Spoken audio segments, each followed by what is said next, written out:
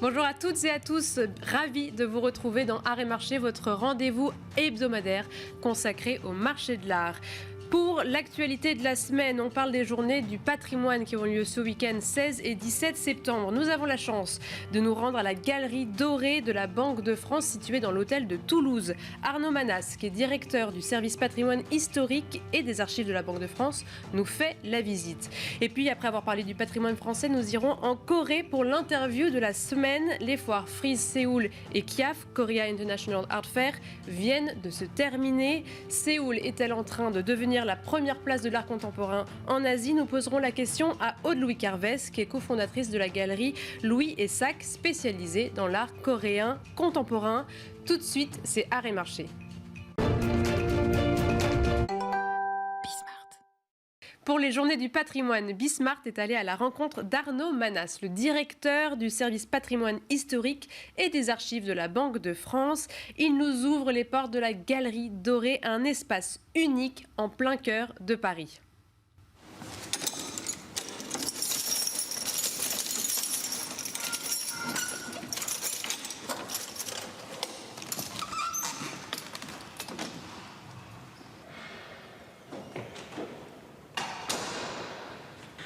Cette galerie est absolument remarquable et hors du commun. C'est une des plus belles, si ce n'est la plus belle galerie d'époque Régence en France. Et elle a été classée monument historique. En tout cas, les boiseries ont été classées monument historique.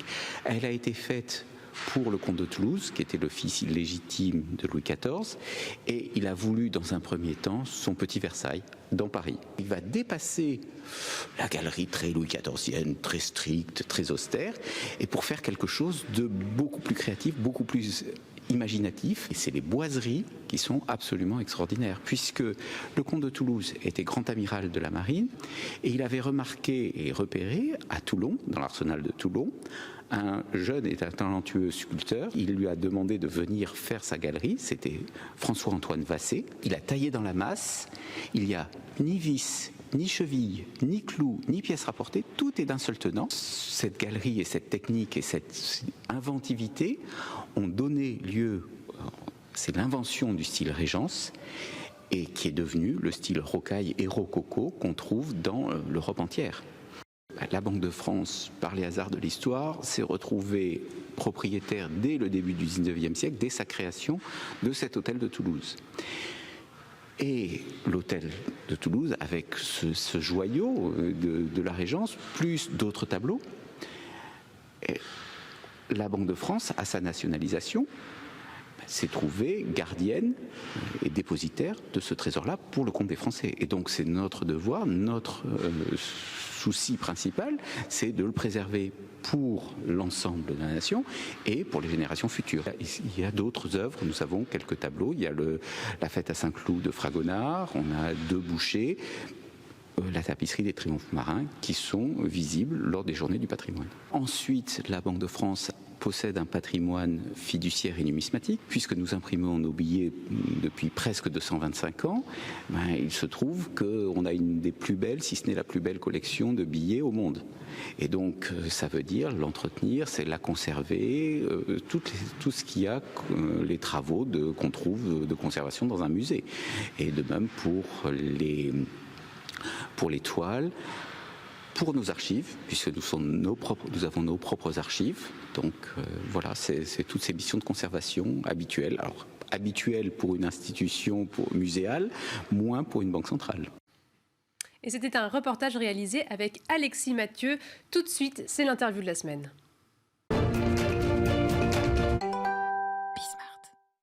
Et pour l'interview de la semaine, nous nous intéressons à Séoul en tant que place de l'art contemporain. Et nous recevons en Skype Aude-Louis Carvès, qui est cofondatrice de la galerie Louis et Sac, galerie spécialisée dans l'art coréen contemporain. Aude-Louis Carvès, merci beaucoup d'être avec nous. Est-ce que vous pouvez tout de suite nous dire, alors que la 2e édition de Frieze et l'édition de KIAF viennent de se terminer, quel est votre ressenti après cette semaine ? Bonjour Sybille, merci de me recevoir. Alors, en effet, les 2 foires viennent de se terminer. Cette année, les deux foires étaient regroupées au même endroit et ont pu combiner les énergies pour faire de cet événement un événement majeur et très dynamique à Séoul et peut-être en Corée plus généralement. On a vu des acheteurs très jeunes, asiatiques. Environ 80% des ventes ont été attribuées à des collectionneurs de moins de 50 ans et beaucoup de galeries asiatiques, je crois plus de 40%. Donc ça montre bien un marché local puissant et exponentiel, malgré peut-être un réajustement par rapport à l'année dernière, 2022, où c'était la première édition de Frieze à Séoul. Et donc, cette année, on a vu peut-être des prix un petit peu plus modérés. L'ajustement, Frieze, c'est une ça se manifeste comment? Pardon? L'ajustement, ça s'est manifesté comment? Alors, peut-être moins de rapidité dans les transactions. Les collectionneurs sont pointus, très sophistiqués. Ils sont connus pour ça en Corée. Et donc, ils ont peut-être pris le temps de comprendre l'œuvre d'un artiste dans son ensemble avant de se décider. Donc, peut-être plus une lenteur dans les transactions et des montants peut-être moins élevés. Je crois que la transaction la plus élevée est autour des 3 millions de dollars. Donc voilà, un petit réajustement, mais qui est toujours sain pour le marché. Et le fait que Frieze se soit installé à Séoul, c'est un marqueur très important. Ça projette tout de suite la ville comme une place pour l'art contemporain importante? Définitivement, oui. Séoul est une place majeure dans le marché de l'art mondial. Frieze s'installant à Séoul, ça confirme cela. Il y a une vraie confiance dans ce marché, due aussi à une économie florissante. L'économie de la Corée se situe juste après la Chine, avant le Japon. Donc une stabilité politique aussi, beaucoup d'indicateurs et qui font que Séoul est très dynamique. Beaucoup de galeries aussi importantes, dont des galeries françaises, Perrotin, Tadeusz Ropac, se sont installées là-bas et pour cause. Et vous parlez d'économie de la Corée, et justement, je pense que c'est un terrain aussi assez favorable fiscalement pour les œuvres d'art. Il y a des avantages, en effet, comparables à l'homologue chinoise Hong Kong, qui en effet offre une exonération de taxes à l'import, notamment, et puis aussi une exonération de taxes à la vente pour les artistes contemporains, les artistes vivants, pour des valeurs en dessous de, je crois, 50 000 dollars. Donc oui, en effet, c'est très attirant pour nombre de galeries de collectionneurs, particulièrement. Est-ce qu'on a vu des tendances se déceler à travers ces deux foires? Qu'est-ce qu'on pourrait dire de l'art contemporain coréen?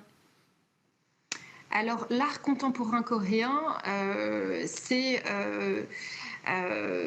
une partie qui se mélange aussi aux artistes de renommée internationale, bien connus, qui ont déjà des cotes très solides. Je pense à Damien Hirst, Liu Fan, Daniel Richter. Et ces artistes de très haute volée se mélangent aux artistes coréens. Et je pense aux artistes du mouvement Dansegwa, mouvement des années 70, comme Park Se-bo, Ah Chung-yoon, Chung Sung-hwa, qui ont peut-être des prix, des cotes équivalentes à certains grands artistes occidentaux. Et vous avez un peu parlé justement des jeunes acheteurs là-bas. Qu'est-ce qui fait le dynamisme de Séoul pour les collectionneurs? Est-ce que c'est plutôt des jeunes locaux qui achètent, ou alors il y a aussi des collectionneurs internationaux qui se rendent sur place et qui participent à ce dynamisme? Il y a les deux. Les très jeunes collectionneurs coréens ont vraiment fait leur apparition depuis quelques années. Ils sont rapides, ils sont friands d'investissement. Alors souvent, c'est une façon d'investir, tout comme dans l'immobilier. Et ils ont peut-être des goûts différents d'autres collectionneurs un peu plus âgés coréens. Donc voilà, il y a un mélange de très jeunes collectionneurs avec en effet une classe moyenne très développée en Corée. Donc tout ça rend le marché très dynamique. Quand vous parlez des goûts différents, est-ce que c'est un peu préparé qu'en Chine, où c'est vrai qu'en Chine, les jeunes acheteurs chinois vont plutôt se tourner vers l'art produit par des artistes chinois, et tandis que l'art international, peut-être les acheteurs internationaux vont peut-être se tourner vers d'autres artistes. Est-ce que c'est pareil à Séoul, où les jeunes collectionneurs vont se tourner vers la production locale? Oui, beaucoup. Alors, c'est ce qu'on appelle l'ultra contemporain et il y a des choses assez étonnantes, très hautes en couleur. Et on a vu la semaine dernière à Séoul des artistes, des acteurs de la K-pop, notamment, ou de très jeunes acteurs liés aux jeux vidéo qui sont venus faire le tour de la foire et acheter des œuvres ultra contemporaines sur des médiums comme la photographie, la NFT surtout, et installation. Oui, c'est très dynamique. Et en France, quelle est la réception de cet art? Qui sont les collectionneurs français qui achètent l'art contemporain coréen? Par quoi est-ce qu'ils sont intéressés plus spécifiquement? Alors en France, je crois qu'il y a toujours une tradition de collectionner l'art asiatique, que ce soit l'art chinois, l'art japonais à une certaine période.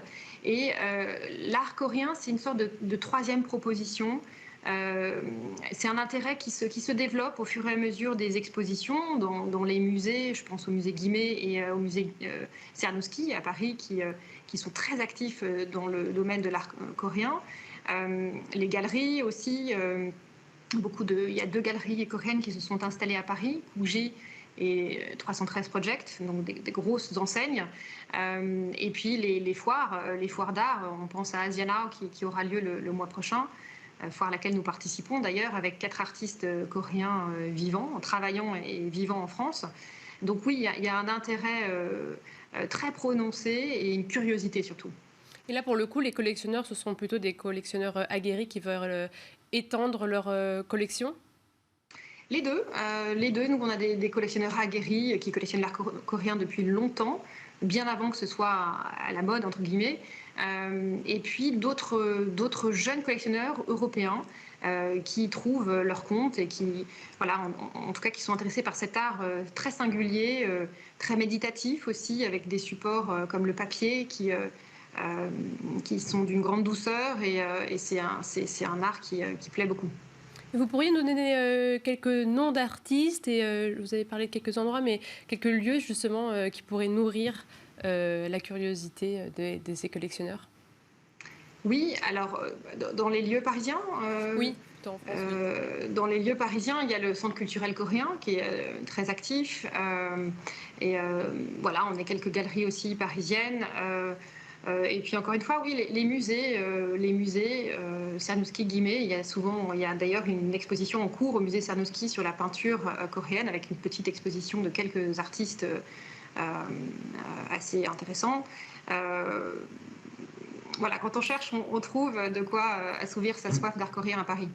Et pour conclure, finir cette interview, est-ce que vous pourrez nous dire du coup que pour vous, la Corée devient une des nouvelles places fortes de l'art contemporain aujourd'hui? Oui, elle l'est depuis quelques années, depuis c'est pas nouveau. Un peu après les années 2000, et là ça se consolide, ça se conforte vraiment. C'est très intéressant ce qui se passe là-bas, même pas que à Séoul, je pense à la ville de Busan, dans le sud du pays, qui est extrêmement active, avec énormément de fondations et de musées privés. Je crois que c'est un des pays au monde où il y a le plus de ce genre de structures. Oui, c'est un pays à visiter et un art à découvrir de toute urgence. Parce que les musées, juste pour finir, les musées privés, c'est aussi ça qui va tirer ce dynamisme. C'est aussi un investissement local fort. Oui, tout à fait. C'est des moyens autres, assez puissants. Il y a beaucoup d'architectes, de collectionneurs se font construire des très beaux musées avec des architectes de renom. Et ça permet un relais, tout comme le mécénat d'entreprise aussi, très, très fort en Corée. Donc c'est un relais indispensable au développement, en effet. Eh bien, merci beaucoup pour votre intervention, nous avoir donné tous ces détails. Aude Louis Carvez, je rappelle que vous êtes cofondatrice de la galerie Louis et Sac, spécialisée dans l'art coréen contemporain. Et c'est la fin de cette émission Art et Marché. Merci beaucoup de nous avoir suivis et je vous retrouve la semaine prochaine pour un nouveau numéro.